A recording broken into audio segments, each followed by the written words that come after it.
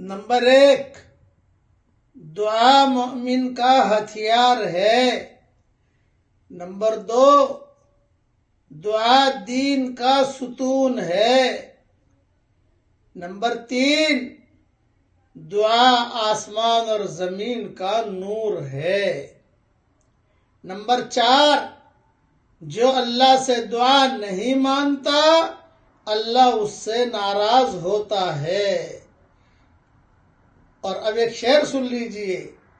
ضربیں کسی کے نام کی دل پہ یوں ہی لگائے جا، ضربیں کسی کے نام کی دل پہ یوں ہی لگائے جا، گو نہ ملے جواب کچھ، گو نہ ملے جواب کچھ، در یوں ہی کھٹکھٹائے جا، گو نہ ملے جواب کچھ، در یوں ہی کھٹکھٹائے جا، کھولے وہ یا نہ کھولے در اس پہ ہو کیوں تیری نظر، کھولے وہ یا نہ کھولے در اس پہ ہو کیوں تیری نظر، تو بس اپنا کام کر یعنی صدا لگائے جا، تو بس اپنا کام کر یعنی صدا لگائے جا،